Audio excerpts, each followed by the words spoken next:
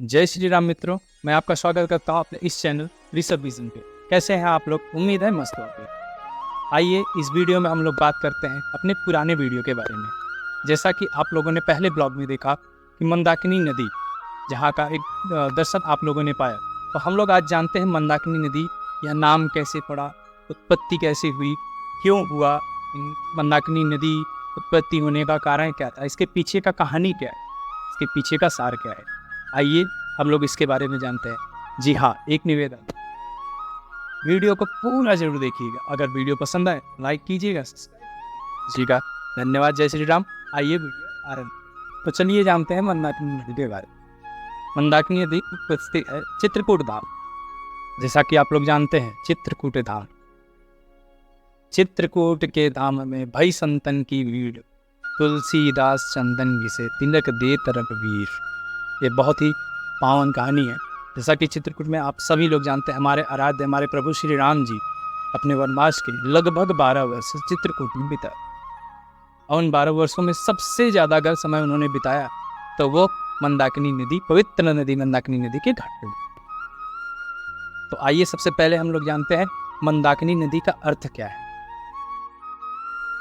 मंदाकिनी मंद शब्द से लिया गया है। मंद का अर्थ होता है धीमा या शिथिल, जो धीमे गति से या शिथिल गति से प्रवाह।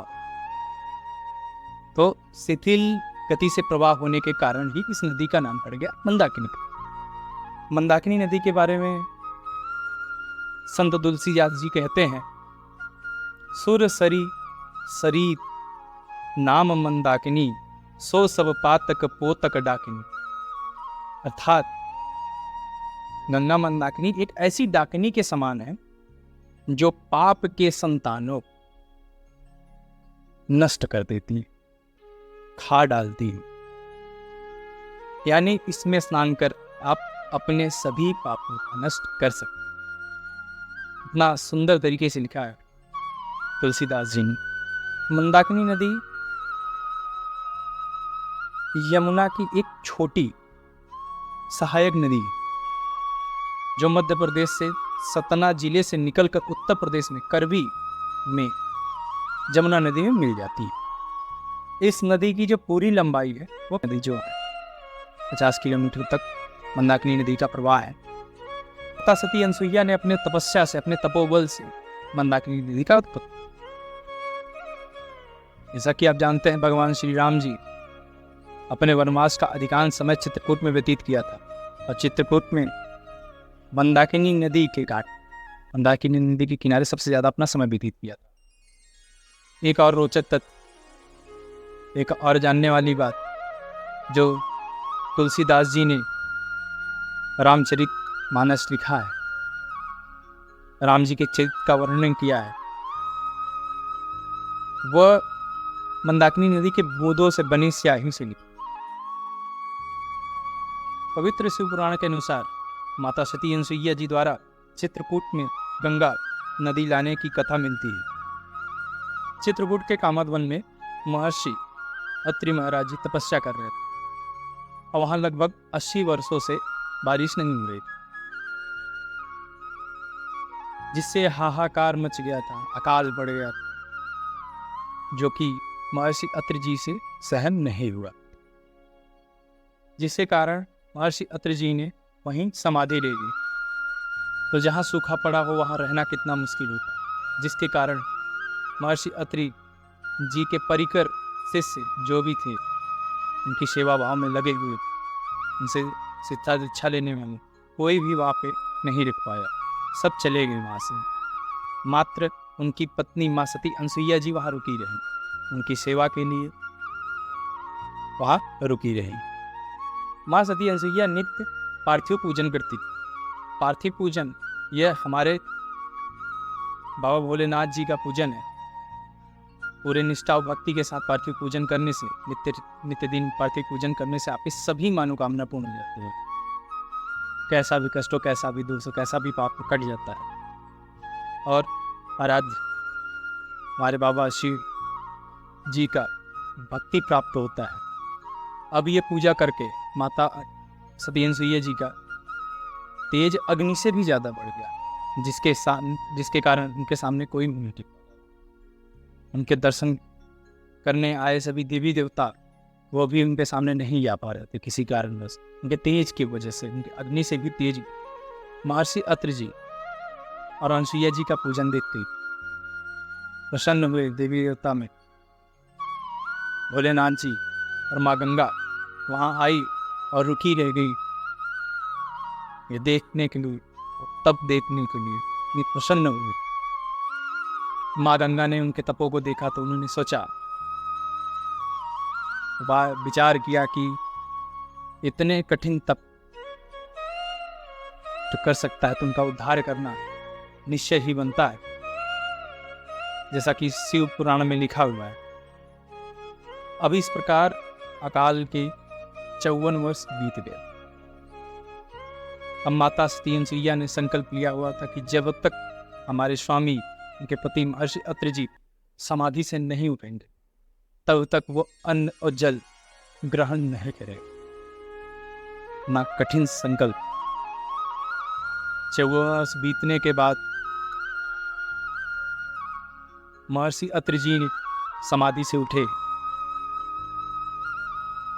उठने के तत्पश्चात उन्होंने अपनी पत्नी माँ सती अनसुईया जी से जल की मांग की। उन्होंने माता जी से कहा, अपनी पत्नी से कहा कि हमें प्यास लगा हुआ है। अब यह सुनकर माँ सोच में पड़ गई कि जहाँ इतना सूखा पड़ा हुआ है, अकाल पड़ा हुआ है, अब मैं अपने पति के प्यास को कैसे संतुष्ट करूं? पानी कहाँ से ला के दूं, जल कहाँ से ला के दूं? माँ सती अनसुईया जी इतना सोच ही रही थी कि जल कहाँ से लाएं। तब तक मूर्तिवान गंगा मैया जी प्रकट होती है। उनके सामने माता सती अनसुईया जी से पूछती हैं कि आप कौन हैं, आपको क्या चाहिए मांगे। कि माँ गंगा को तो पता ही है। माँ सती अनसुईया जी माँ कीजिएगा संदेहजनक सवालों में पूछती हैं, इस घने जंगल में ना कोई आता है ना कोई जाता है, तो आप कौन? यहाँ आई, जहाँ रहना मुश्किल है, जहाँ सूखा पड़ा हुआ है। उन्होंने अपना परिचय दिया कि मैं गंगा हूँ। तब माँ सती अनसुईया जी माँ गंगा को प्रणाम करती। उसके बाद वो सारी बात बताती।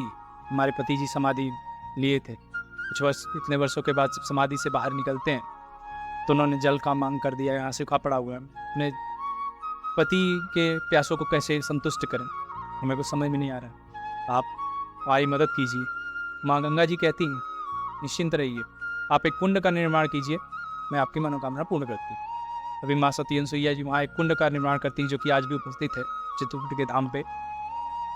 तो जब माँ सती अनसुईया जी कुंड का निर्माण करती हैं तब माँ गंगा जी उसमें जाके शिथिल हो जाती हैं। माँ गंगा जी उसमें जाके जल का रूप ले लेती हैं, जलमग्न हो जाती हैं।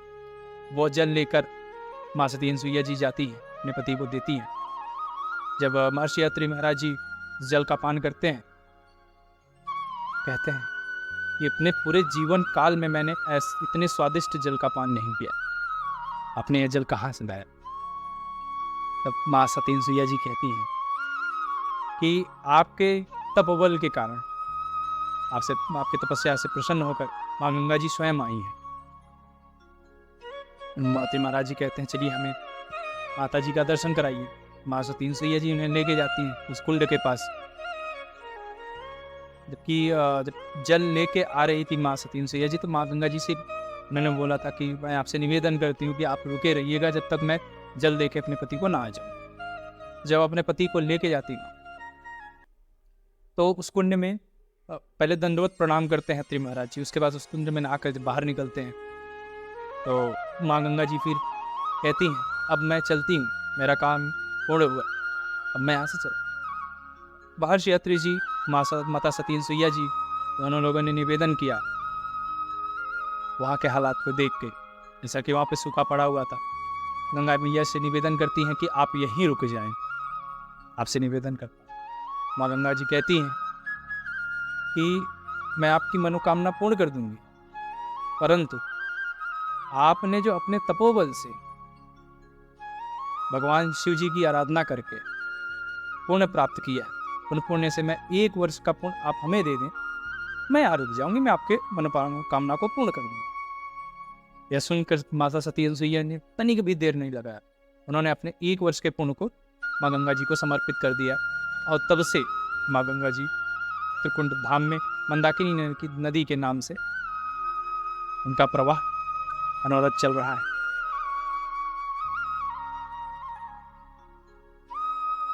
तो धार्मिक मान्यताओं के हिसाब से मान्य है और जो कि सच भी है, अगर मंदाकिनी नदी में कोई स्नान करता है तो उनके सारे पाप और सारे कष्ट नष्ट हो जाते हैं। इतनी महान, इतनी पौराणिक, इतनी पवित्र नदी है हमारी मंदाकिनी नदी, जो कि माता सती अनसुईया जी के तपोबल से इनका उत्पत्ति हुआ। तो अभी के लिए बस इतना ही।